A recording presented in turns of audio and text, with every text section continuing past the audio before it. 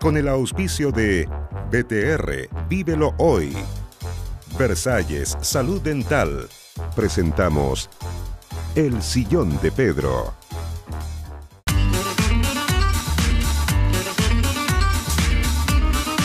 El Sillón de Pedro. Hola, ¿cómo les va? ¿Cómo están ustedes? La conversación de hoy se genera en un lugar muy especial. Es una biblioteca de un colegio, del colegio María Apoquindo, aquí en el corazón de Las Condes. Vamos a conversar, ¿por qué muy particular? Porque vamos a conversar con una periodista que tiene 34 años, pero que más que periodista es escritora. A lo mejor ella aprendió a leer y a escribir aquí en este lugar. Y también aprendió a leer y a escribir que, por ejemplo, uno de sus trabajos, El ocaso de los altos elfos, ha tenido 3 millones de lecturas. 3 millones de lecturas. Ha sido traducida a 4 idiomas. Ha sido publicada en 16 países. Es Francisca Solar, que está dedicada fundamentalmente a la literatura infantil. Así que nos puede enseñar muchas cosas que nos pueden servir para nuestros hijos o, en el caso mío, para nuestros nietos. Francisca, bienvenida al sillón a conversar durante esta media hora. Hola, Pedro, muchas gracias. Gracias por la invitación. Choque de colorines, colorina Sí. y ex colorina. Se va a abrir un vórtex en algún lado. Asiento. Así. Cuando nos encontramos temprano y acá, casi te pones a llorar cuando te dije que veníamos a la biblioteca a conversar. Estoy con la guata apretada, como se dice. Sí, estoy súper emocionada de entrar a la biblioteca. Hace 21 años que no estaba aquí. Y nunca pensé que iba a volver, que se iba a dar la oportunidad de volver. Entonces estoy así un poco con... Si me pongo a llorar en algún momento es por eso, tengo algo en la garganta. Porque uno, claro, lo que más recuerda quizás es el colegio de cuando era bien chico, cuando llegó por primera vez, a lo mejor llorando de la mano del papá al colegio. Bueno, yo era todo lo contrario. O sea, por favor, mi papá, sí, por favor, déjame la entrada y ándate luego. O sea, para mí el colegio era lo máximo, justamente por la biblioteca. Yo no vengo de una familia muy lectora. En mi casa nadie lee, no había biblioteca, habían un par de enciclopedias muy antiguas, heredadas de algún abuelo o bisabuelo, y estos libros chicos que venían así como de regalo con el diario. Esa era la biblioteca que había en mi casa, no había nada. Entonces, ¿y cómo nace esto? No se lo explican. En mi casa no tienen idea de dónde salí. Somos 5 hermanos y nadie es humanista, no tienen idea de dónde salí. Yo solo sé que las letras me fascinaron desde siempre. ¿A qué edad aprendiste a leer y a escribir? A los 3 más o menos. O sea, mucho antes de llegar aquí al colegio. Mucho antes, claro. Yo entré al colegio ya sabiendo leer y escribir. Y más que nada porque me fascinaban las letras. Entonces tenía esta como compulsión por aprender cómo sonaban, por qué se juntaban así. Entonces mi abuela, me acuerdo que me prestaba el diario. Entonces yo subrayaba ciertas cosas, ciertas palabras del diario que escuchaba en la televisión. Entonces, esa marca se dice así y se escribe así. ¿Por qué se escribirá así? Entonces yo pasaba siempre con letras, libros que no podía leer, pero aprendí a leer sola y fíjate, fascinación. Me invitas a una reflexión. Yo aprendí a leer también antes de ir al colegio con 2 revistas de mis tiempos. No sé si la has escuchado. El Peneca, por supuesto, que era una revista chilena memorable, y el Villiquen, esa no la que era una revista argentina fantástica. Una revista para niños argentina. Así que del Peneca tú tienes referencia. Sí, por supuesto. ¿Tuviste alguna lectura que te atrapó cuando niña? Yo aprendí a leer con el diario. Con el diario. El diario era para mí la forma en la que empecé a entender cómo se formaban las palabras, cómo sonaban, más que nada porque hacía esta comparación de lo que yo escuchaba en las noticias, en la televisión, así suenan las palabras, y en el diario la noticia era la misma y se repetían muchas de esas palabras. Entonces yo, a través de lo fonético, empecé a entender cómo se escribían las palabras, por qué sonaban de esa manera, y así fui aprendiendo sola. Insisto, hasta el día de hoy mis papás nos explican qué le pasó a esta niñita, de dónde salió, porque ellos nunca me inculcaron la lectura, yo nunca vi a mis papás leyendo. No teníamos una cultura de lectura, no había biblioteca, entonces fue simplemente un interés natural de mí y que como yo veía que a mi alrededor no me lo inculcaban mucho, dije, bueno, tengo que abrirme camino sola, básicamente. Entonces, por eso... Francisca, yo te presenté aludiendo a este encuentro que tú has tenido con 3 millones de lecturas. Quiero que me explique esto con el ocaso de los altos elfos, que tiene que ver con Harry Potter. Sí, ¿no? Esto, claro, porque esto tú lo publicas en internet, es un fanfic. Exactamente, un fanfiction. fanfiction. Sí, una locura fue. Hay mucha gente que no lo entiende así a primera. Yo al principio tampoco, después tuve que ir entendiendo. Muy brevemente, un fanfiction es una pieza de texto, es una historia. Está escrita por personas a nivel amateur, no son escritores profesionales, son fans de algo, simplemente por eso fanfiction. Y fanfiction es una ficción de fan, ya de eso se trata. Es simplemente tú eres fan de algo, de una película, una serie de televisión, un cómic, lo que tú quieras, de un universo de ficción, eres fan de ese universo y tú quieres aportar a ese universo de ficción a través de tus propias teorías o tus propios pensamientos sobre ese universo de ficción. Y escribes historias. Y esas historias se llaman fanfiction. Entonces están publicadas en internet, son gratuitas, hay muchísimas, porque hay fanfiction de lo que se te ocurra. Hay grandes bases de datos de fanfiction, son millones de personas las que escriben y leen fanfiction. Es decir, esta comunidad es muy, muy grande. ¿Qué edad tenías tú cuando hiciste esto? Yo partí escribiendo fanfiction a los 12 años, me parece, si no me equivoco. Claro, a los 12 hice mis primeros fanfictions. ¿Y el ocaso de los altos elfos? El ocaso fue a los 20 años, porque estaba en la universidad. ¿Y tú supusiste, pensaste, te imaginaste que esto iba a ser un boom? Jamás, jamás. ¿Cómo se va generando todo esto? Imagínate que es tan la cantidad de gente que escribe fanfic. Sobre todo de Harry Potter, además, porque además en ese minuto era la época dorada de Harry Potter, porque todavía estaban estrenándose los libros, entonces era muy, muy potente en ese tiempo. Entonces la cantidad de gente escribiendo fanfic sobre Harry Potter era muchísima. Yo era una aguja en un quinto pajar. Capítulo de la saga, cuando en el cuarto. Entre el cuarto y el quinto, más o menos esa es la época. Y era mucha gente, entonces cuando uno escribe fanfic, uno escribe ya sabiendo de antemano que vas a ser una aguja en un pajar. Y que si te leen, que bien, ojalá que te lean algunos pocos personas, pero está la competencia, digamos, hay tanta gente escribiendo que uno nunca cree que en verdad, no es que mi fanfic la va a romper. No, jamás se me habría ocurrido. Yo vi todo lo que fue pasando, esta bola de nieve. Y ahí se te abre la puerta ya a ser una escritora profesional. Claro. Ese es el punto de partido, de lanzamiento, no de partida, porque tú me dijiste que a los 12 ya estaba ahí. Sí, yo escribo desde siempre en realidad. Pero sí, pasa que ese fanfic, como se hizo tan famoso, se corrió la voz muy rápido. Y yo miraba esto con estupor lo que estaba sucediendo. Esto después de mucho tiempo, de cuando el fanfic ya estaba terminado, un año después más o menos. Además de que mi nombre empezó a aparecer en blogs, en diarios internacionales y todo, porque esto de verdad tomó mucho, mucho vuelo. Y yo, apanicada viendo esto, ahí llega a oídos de Random House, que es quien me ofrece mi primer contrato, digamos. Tengo aquí en la mano Igual a mí, distinto a ti. Mi infantil más querido. ¿Tiene algo que ver con tu vida? Fue mi primer libro infantil. Hoy día está en su 10ª edición, que me llena de amor por la gente que lo ha tomado, sobre todo profesores.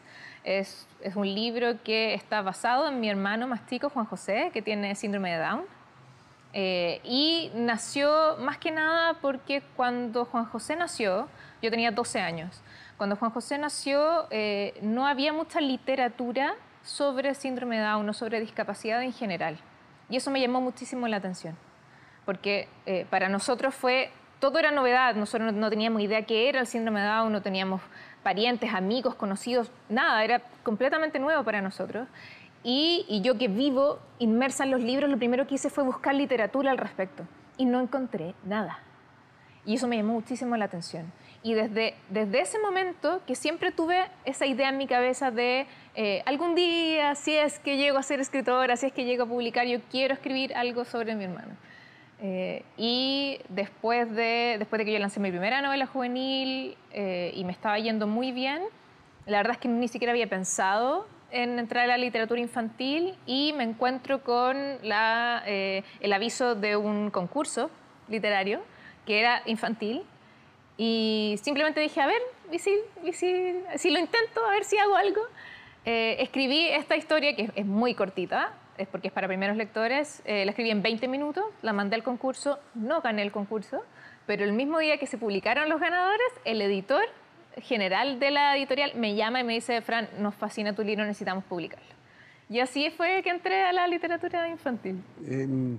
Tu preocupación por la inclusión tiene que ver también con esta historia, ¿no es cierto? Con tu hermano. Sí, porque a partir de este ejemplo que es tan cercano, ¿no? Es mi hermano, lo que él vive, sus alegrías, sus penas, todos los dolores que hemos pasado a través del sistema educativo chileno, que es terrible, todavía está muy en pañales en temas de inclusión, cómo la sociedad lo ve, cómo la sociedad lo juzga, todo el camino que hemos vivido con él. Juan José ya tiene 22 años.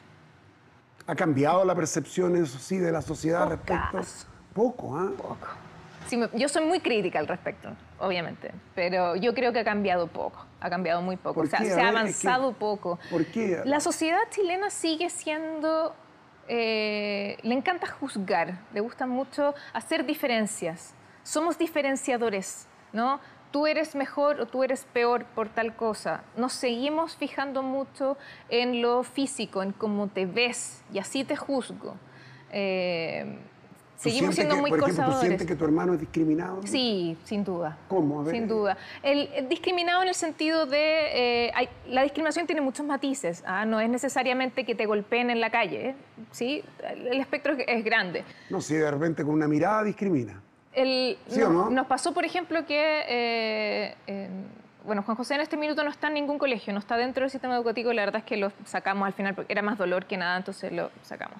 Pero una de sus últimas experiencias en un colegio era terrible, porque hay mucho desconocimiento y mucha ignorancia dentro de los colegios, entre los profesores, entre los educadores, de cómo tratar a niños con ciertas dificultades o con ciertas discapacidades. Entonces, en el colegio donde Juan José estaba, si bien había una disposición quizá como a la inclusión, no había profesionales realmente preparados adentro. Entonces, nosotros después de bastante tiempo nos enteramos que a Juan José, por ejemplo, no lo dejaban salir al recreo porque no sabían si a lo mejor se iba a escapar del colegio o capaz qué iba a hacer. Entonces preferían dejarlo encerrado en la sala. Eso es discriminación. Claro. Casi nos morimos cuando subimos. Entonces, ese tipo de cosas, ¿no? Y la realidad de Chile hoy es que eso todavía sigue pasando. ¿Tenemos más profesionales preparados? Sí. ¿Tenemos más colegios dispuestos a abrirse, a entender la inclusión, a abrirse a esta diversidad de sus alumnos? Sí, eso es real. Pero en el momento de los que hubo, cuando decimos... Ahí... Francisca, otro libro que tengo aquí, sobre ruedas. Sobre ruedas. Tú eres voluntaria de la Teletón. Fui voluntaria de la Teletón y de ahí sale ese libro que tiene que ver un poco como con esta misma línea que sigo, que es mirar la discapacidad desde la normalidad, que yo sé que suena muy raro, pero las personas con discapacidad lo que menos quieren es que se les ensalce o que se llene de titulares al respecto. Ellos quieren pasar, en buen chileno, piola por la vida. Eso es lo que ellos quieren. Una persona en silla de ruedas quiere que la mires a los ojos, que sepas su personalidad, que si un alumno de quinto básico tiene silla de ruedas, no se refieran a él como el niño en silla de ruedas, se refieran a él como Pablo, ¿no?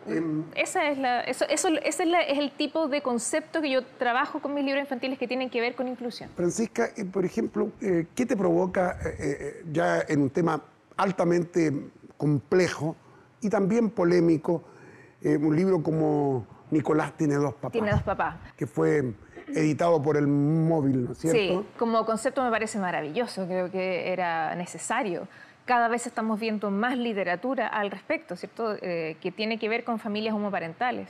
Me fascina, creo que era muy importante que ocurriera, así como cuando yo tenía 12 años y busqué literatura sobre el síndrome de Down y no había.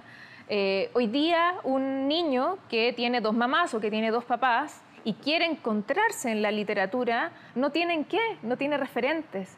Y eso es grave, porque la literatura, si bien, por supuesto, la ficción es ficción, pero de alguna manera tiene que reflejar qué es lo que está sucediendo en la realidad, sobre todo en la literatura infantil. Es la forma en la que los niños se relacionan con el mundo. Entonces, si tú vives una realidad que no encuentras en la literatura, hay un pequeño choque. Uno dice, bueno, entonces lo que estoy viviendo no le importa a nadie, o lo que estoy viviendo no es relevante, o lo que... ¿no? Uno se llena como de preguntas. Las preguntas que yo tenía cuando chica, cuando nació Juan José, fue, bueno, entonces ¿a los escritores les da vergüenza escribir sobre el síndrome de Down? ¿A las editoriales no querrán hablar del síndrome de Down? Me pasé obviamente todos esos rollos, ¿no? Los niños que hoy día viven en familias homoparentales, al no encontrar literatura respecto a lo que sucede en sus vidas, deben pensar lo mismo. Hay muchos temas que los encontramos ahora asociados a nuestros niños, a nuestros adolescentes, que eran absolutamente tabú y que ahora se están sociabilizando, como por ejemplo...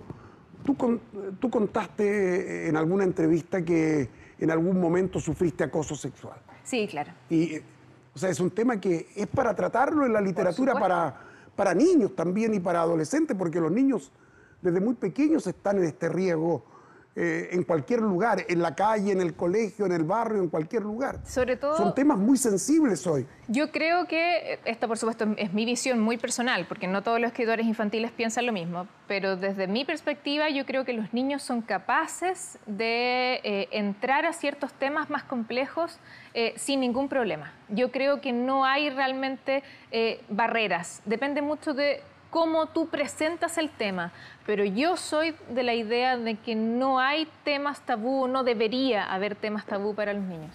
Francisca, en una línea así cortito, ¿somos muy malos para leer los chilenos y especialmente nuestros niños? No. De eso quiero conversar contigo. ¿Me esperas un minuto? Por supuesto. Seguimos con Francisca Solar en un instante aquí en el sillón. Espérenme.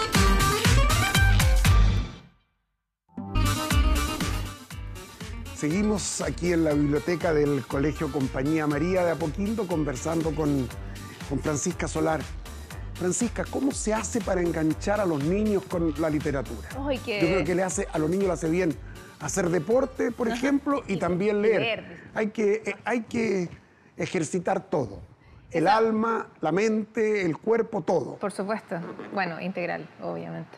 Esa frase es la que te preguntan sí o sí, todos, los profesores, libreros, todo, obvio. Tema, ¿Cómo ¿no? se hace para que los niños lean? Bueno, esto obviamente da para mucho, ¿no? Son muchos factores, pero creo que uno de los más importantes es que los mediadores de lectura, papás, profesores, bibliotecarios, hay muchos mediadores de lectura que han perdido un poco el rumbo y tratan de imponer lecturas a los niños en lugar de seducirlos con la lectura. Yo creo que han impuesto ciertos títulos en vez de seducirlos con la lectura. A los niños hay que seducirlos desde sus intereses, ¿no? Tal niño, ¿sabes qué? Es fanático de los dinosaurios. Yo voy a buscar los mejores libros que encuentre de dinosaurios. Así te atrapo desde el formato, ¿no?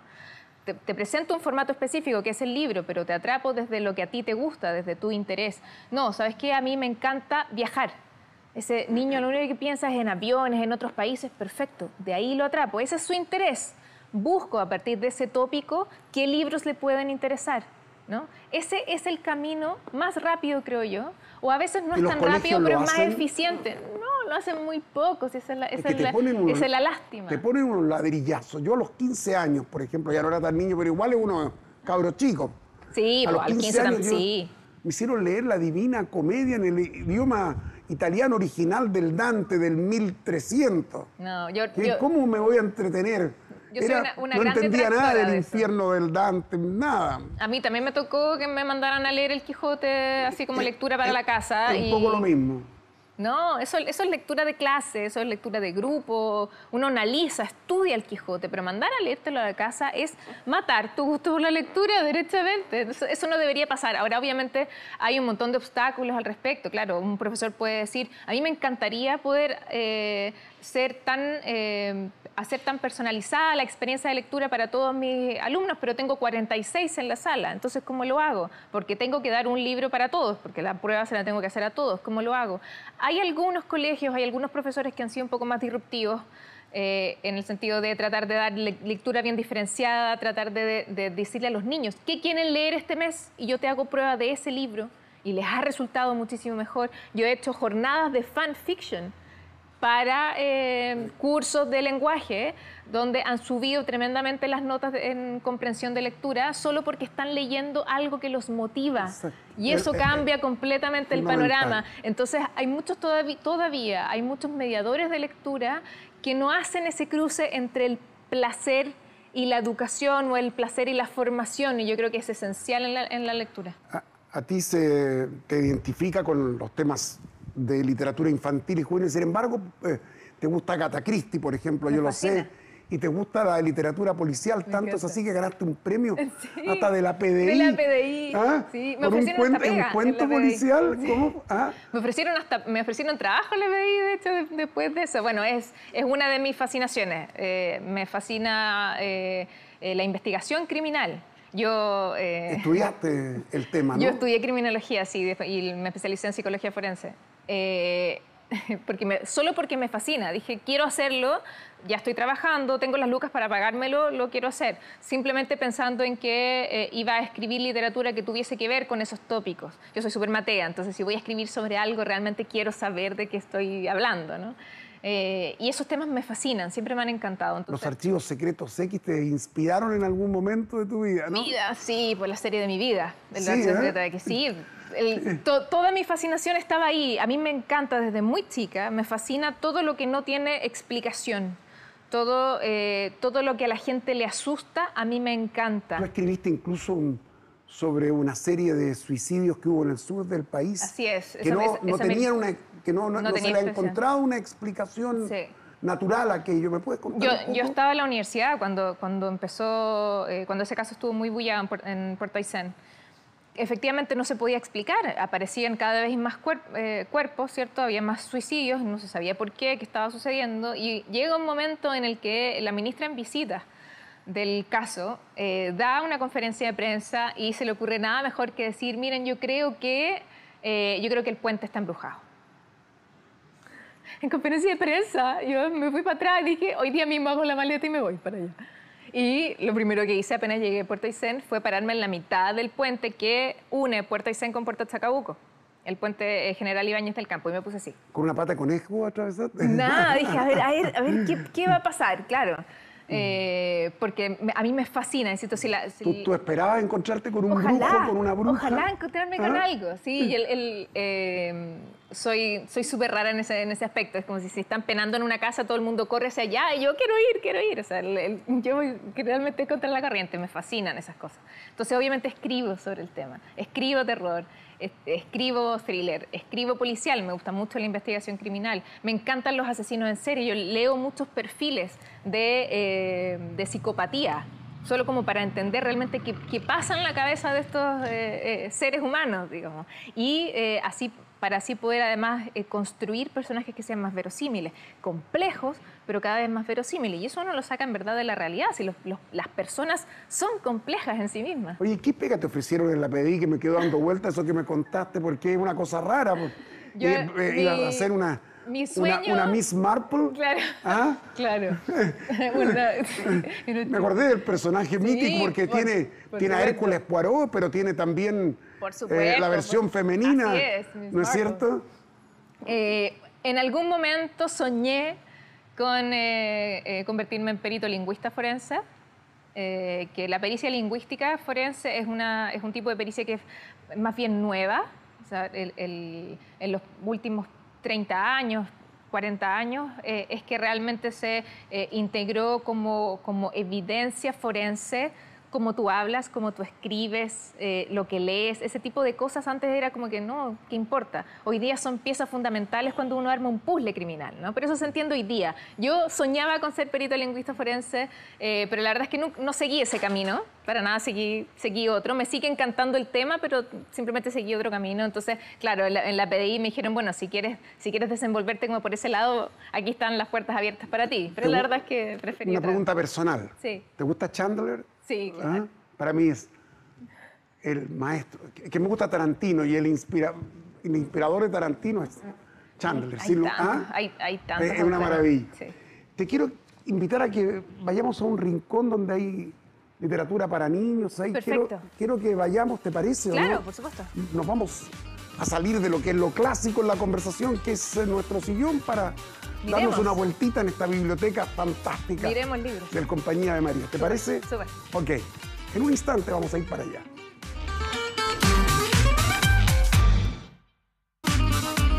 Francisca, este era tu lugar en el colegio durante 8 años. Desde el primero al octavo, aquí en este mostrador.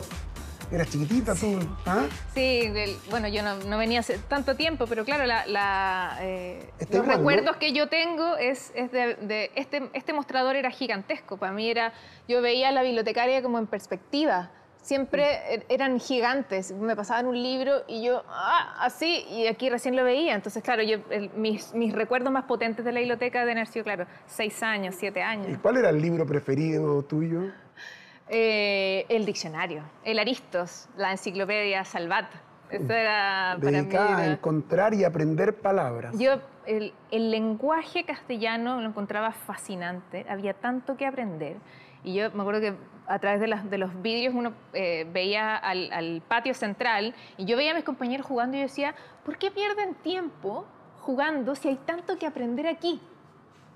Yo pasé todos los recreos de mi vida hasta sexto básico más o menos en la biblioteca. Esta era mi casa. Eras una ratona de...